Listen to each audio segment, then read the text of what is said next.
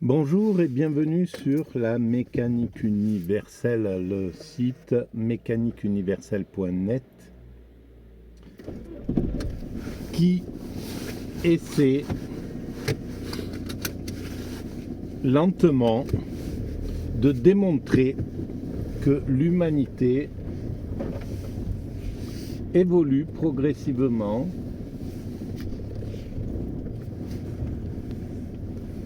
vers son ultime perfection. Alors, on va essayer de réfléchir un petit peu à cette ultime perfection, ce qu'elle pourrait être dans l'absolu. Alors, déjà, c'est extrêmement compliqué parce que, à mon sens, ça prendra encore quelques siècles d'évolution.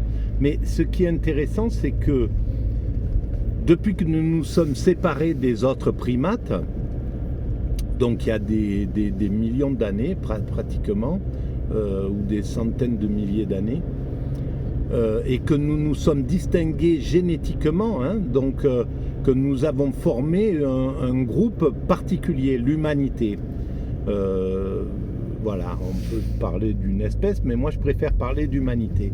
Donc depuis que nous nous sommes formés en humanité bien particulière, nous avons fait évoluer notre société et nous la conduisons donc à son ultime perfection. Et on arrive à la fin de ce processus. Selon moi, on est à la fin parce que même s'il y a encore 3, 4, 5, 6, 7, 8 siècles, peu importe, je ne crois pas que ça soit si long que ça, mais disons, parce qu'on a vraiment tous les... on a déjà toute la base pour faire évoluer, de façon universelle et pour les trois choses fondamentales, c'est faire que l'homme ne soit plus un loup pour l'homme. On en a les moyens, on est très proche de cette possibilité. On a développé la psychologie, on a développé les soins psychologiques, voilà, l'éducation. On sait maintenant ce qui va motiver quelqu'un pour abuser de ses congénères, mais c'est toujours une demande d'amour c'est toujours pour avoir du patrimoine, pour épater les gens autour de lui, ou pour jouir plus de l'existence, ou parce qu'il y a des jalousies, ou parce qu'il y a de l'ambition. Enfin, toutes ces pulsions sont maintenant gérables dans l'humanité, parce qu'elles sont devenues culturelles. Ce sont des pulsions et des tendances, on va dire. Ça n'est plus au niveau de l'instinct. Chez nos cousins singes, c'est au niveau de l'instinct. L'instinct de domination, ils ne peuvent pas le maîtriser par leur conscience. Ils ne peuvent pas travailler dessus parce que c'est au niveau de l'instinct. Et c'est là où on voit toute l'importance, pourquoi l'humanité est sortie du royaume de la nature, alors que on était libre, on vivait à l'instant présent, etc. Il y avait des avantages à être des primates naturels. Mais si nous sommes sortis de cette condition, c'est entre autres pour ça. C'est aussi pour essayer de comprendre notre monde, parce que on a gagné aussi cette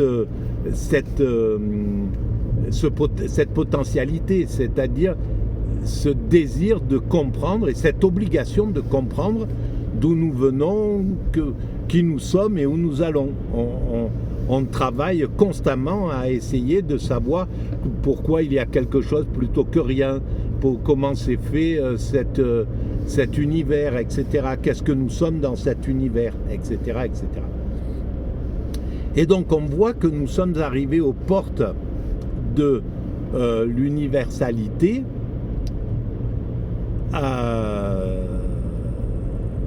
parce que nous avons créé toutes les structures qui nous permettent de fonctionner universellement. L'ONU, par exemple, voilà, ces organismes, les organismes des Nations Unies mondiales, ces organismes universels, l'UNESCO, l'OMS, l'OMC, l'Organisation mondiale du travail, l'Organisation mondiale du tourisme, de l'écologie, etc.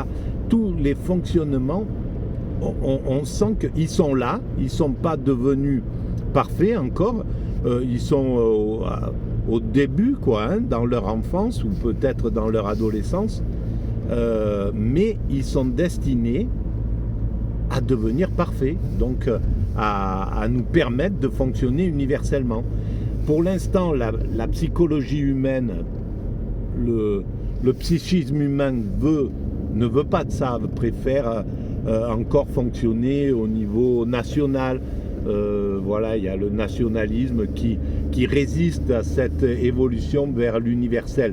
Il y a une partie de l'humanité qui est déjà apte à l'universalité, qui a une vision universelle. Mais une grande partie, la majorité, veut fonctionner au sein de sa communauté religieuse, au sein de sa communauté, au sein de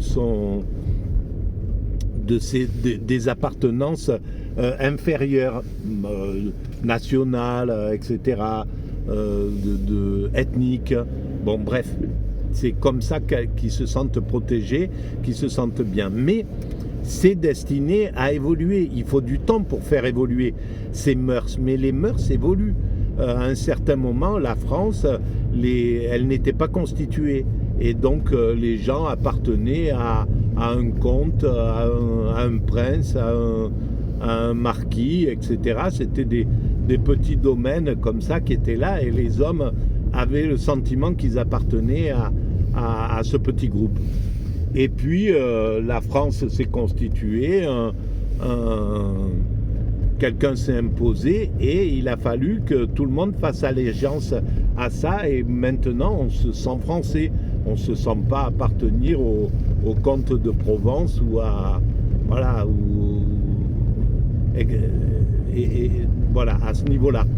Donc, même si ça met du temps pour évoluer à ce niveau-là, on est destiné à évoluer à ce niveau. Voilà. Et on y va progressivement. Donc il y a ça. On voit bien qu'on a les moyens de travailler sur la génétique. C'est pas rien. On voit qu'on a inventé des façons de on a tissé tous les liens relationnels avec, mais même s'ils sont pas encore parfaits, ils appartiennent à des puissances internet, etc. On voit bien les Twitter, les Facebook, etc. C'est encore national en somme. Il y a encore des systèmes qui peuvent les dominer, etc. Mais ils sont destinés à rentrer dans le patrimoine commun de l'humanité. Comme tout ce qu'on voit, c'est-à-dire les forêts, les mers, les rivières, tout ça, les œuvres d'art sont destinées à rentrer dans le patrimoine universel. Et l'ensemble des choses, à mon sens, tout arrivera au patrimoine universel et les hommes seront absolument libres de voyager. Il n'y aura plus de frontières, il n'y aura plus d'État, ça sera un fonctionnement universel. Alors il faut aussi que la conscience humaine évolue à la responsabilité, au respect absolu d'autrui, tout ça, mais c'est une question de siècle, c'est rien du tout, c'est pas grand chose, voilà, et on y travaille. Et on voit que tout converge vers cette unification. Alors, on est parti d'une troupe de primates. On était des primates naturels. On a été On est descendu de l'arbre en somme, hein, et notre curiosité, notre témérité, notre désir de comprendre et puis notre vocation, voilà, on est fait pour ça.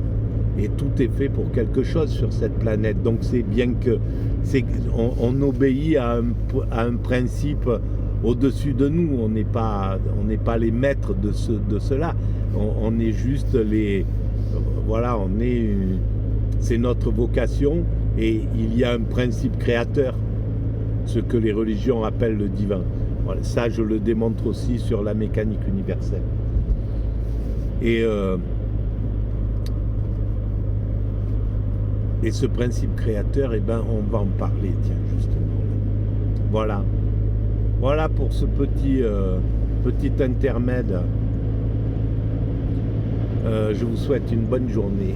À tout de suite.